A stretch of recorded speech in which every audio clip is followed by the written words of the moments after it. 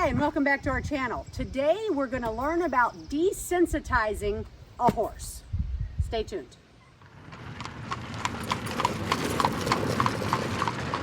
So with me today is Cinder. She's a 3-year-old mare from the Salt Wells HMA. She's only had 3 quick sessions of work, just enough to basically have a halter on a couple of times, be introduced to leading, and a little bit of introduction to my body language. One of the things we learned about Cinder pretty quickly is that she is highly reactive. She's very sensitive both to physical and mental pressure. So she does not like, for example, pressure on the halter. You'll notice she follows me very, very easily because she doesn't want to feel that pressure. That's a good thing. On the flip side, she reacts to anything I do and is very jumpy. So the best way to calm that down, kind of bring that level of sensitivity down, is to desensitize her. We always want to balance it, but some horses need a little more of one than the other. Now, you'll also notice that Cinder is very underweight. She came to us like that. She's on a good diet now, but because of that, I also like to exert them as little as possible in the early days because they're under a lot of stress in training anyway. So this is a great exercise where I can still work with them, I can still progress training and not physically exert them. So here's how we go. Most of the time when I'm working with a new horse, and especially a very sensitive horse like this, I like to start my session by just being friendly. I act passively, but I just do some nice firm rubbing, something that feels kind of good on the horse, and let him know that I am not a threat. Now, in this case, you're going to notice this horse gets a little bit fidgety when I get past her shoulders. This exercise in itself is part of desensitizing because I'm applying pressure and then I release the pressure whenever she stands still and tolerates it. So you'll see I often give breaks and I walk away when she's standing there nicely tolerating my touch. Now, you're also going to notice here that her right side is not nearly as good as her left. She's going to get extremely fidgety and kind of start dancing around here. This is because she's just insecure and she'll need more practice on this side. That's totally normal for a horse to be one-sided like this. Now here you can see she got a little ahead of me and I couldn't keep up with touching, but I don't take the pressure away when I get the wrong response. I'm continuing to apply pressure, even if I'm just pretending to pet the air, until she stops moving her feet. I go back and touch a spot she's comfortable with, in this case her jaw, and then I move away. Next, I like to reintroduce my stick and string. Now the horse is already somewhat familiar with this from earlier sessions, but remember, a horse tends to be nervous about things that move or make noise. So I want to break that down into very little baby steps to make it as easy as possible. Because she's already accustomed to the stick and string, this is a little bit easier for her to accept. So I'm going to apply pressure using the string almost as an extension of my arm. Remember, she wouldn't let me reach much past her shoulder. My string can get a little further. I just toss it around, and whenever she stands still, I give her release. That lets her know she made the right decision. After I give her a little break, I go right back to it.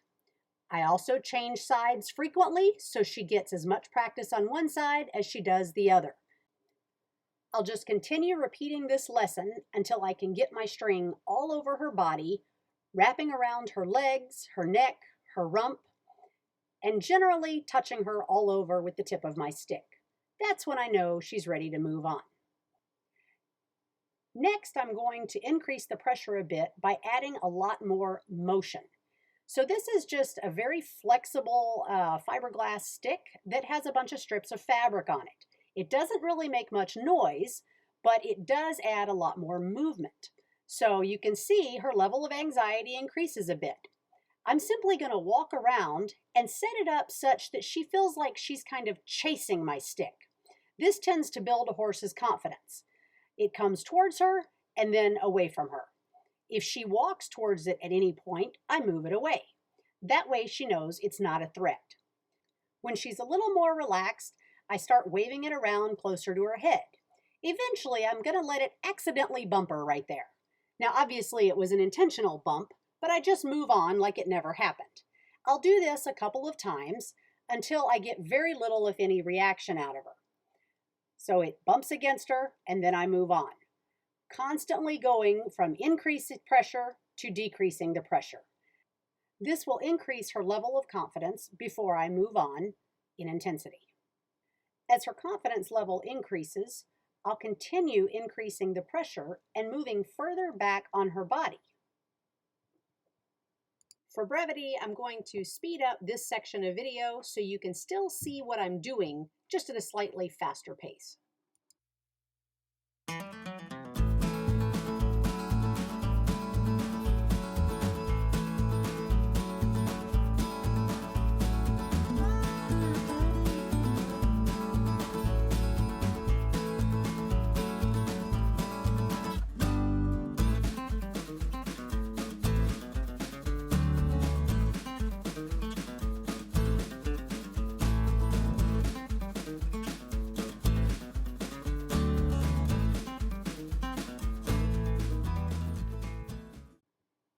Now, as the horse gets more and more comfortable and tolerant of my stimuli, one thing I want to keep in mind is that eventually they could get a little bored.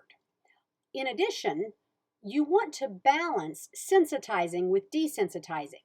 Now, obviously, this is a very sensitive horse to begin with, so she doesn't need a lot of sensitizing, but I'm still going to introduce her to the idea that my stick can be used to make her move just as much as to be friendly and pet her. So here, I'm actually asking her to circle around me. I'm using the stick as stimulation, and I'm standing behind her drive line. She's a little confused, no doubt, because I've been asking her to stand still and tolerate it. But now I'm asking her to move away from it. So by going back and forth, it's actually keeping her brain engaged and thinking, which is very important for a reactive horse like this. Each time I give her a break, I'm going to go back to being friendly with my stick. This is a constant reminder that she does not need to have any fear of it. I just want her to have a respect for my stick, but more importantly, use the thinking side of her brain to figure out exactly what I'm asking her to do with my other cues, rather than simply react or anticipate what she thinks is going to happen. The next step is to introduce my flag. The flag moves and makes noise, which increases the pressure felt by the horse. I've also found this to be particularly difficult for the wild horses because the wranglers that work at the holding facilities tend to use flags to move them through the alleys and chutes when their horses are being moved around or worked. So I take a little extra time with this. You'll see I have the horse actually chase the flag a little bit. I want to build her confidence before I ever ask too much from her. So I'm having her walk towards the flag as the flag is moving away, but also flapping and making a little noise. This helps build the horse's confidence. Next, I'll start moving it around and letting her see and hear it. But I'm going to really watch for signs of discomfort. Horses have different levels of tolerance, so I would rather stop applying pressure before she feels threatened and tries to move off.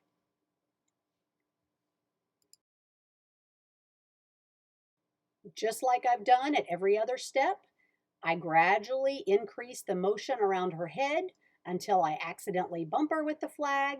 I can move it around her head, her ears, underneath her chin, and on both sides. At that point, I know she's ready to start being touched. I'll gradually work my way back, and I'll work up to how long I can leave the flag on her and in different locations. Now, because this is really the same exercise repeated, I'm going to speed this part of the video up a little bit so you can still see what's happening, but it won't take quite as long.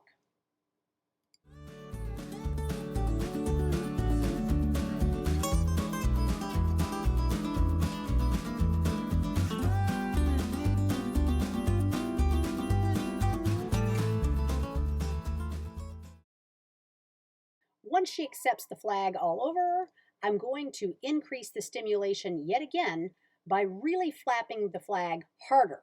This causes it to make a lot more noise and it comes at her faster. You can see how she gets a little jumpy again, but that's okay.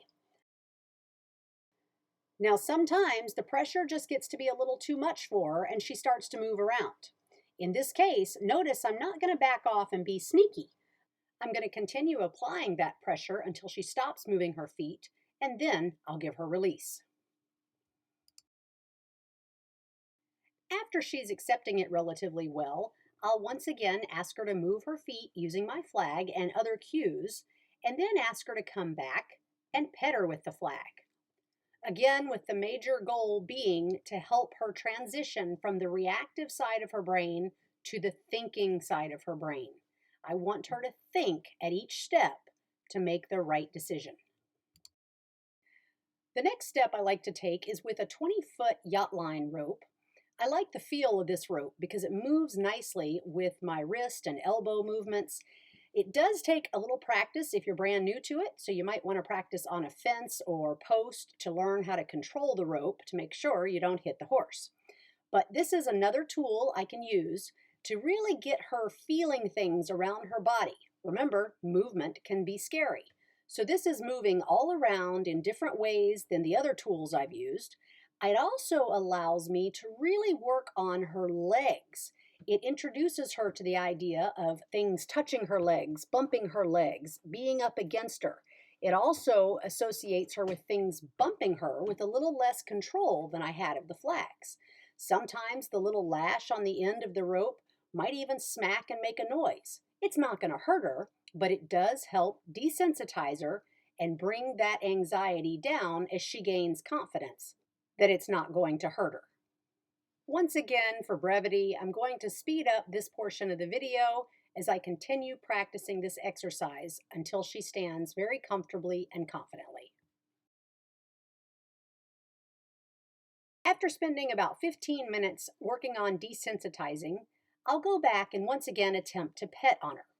Notice how much calmer she stands. She stands still, she's more confident, more relaxed, and this time, instead of limiting to her shoulders, she's allowing me to go all the way to her rump before she gets a little fidgety. Even on her bad side, she stands with confidence and tolerates me touching much better. So Cinder has made a lot of progress here. She is much calmer here at the end of the session than she was at the beginning. You notice I was able to pet all the way to her rump now, and I wasn't really able to get much beyond her shoulder earlier. So there's a lot of advantages to using this desensitizing and doing these exercises, and you can do them really with any horse that can wear a halter and lead. Even if you can't get hands-on and really touchy with the horse, you can still make progress. You can calm a really flighty horse. You can help sensitize a maybe duller horse if you use the balance correctly. So just a lot of advantages. I love these exercises. We do them with every horse. But for Cinder here, we're gonna let her go back in her stall, call it a day, and get out of these pesky flies that are driving her nuts. Hey, thanks for joining us again. Be sure to subscribe so you don't miss some upcoming training videos that I've got going, and leave us a comment. I'd love to hear how you desensitize your horses. This is something we can all have a lot of fun with. See you next time.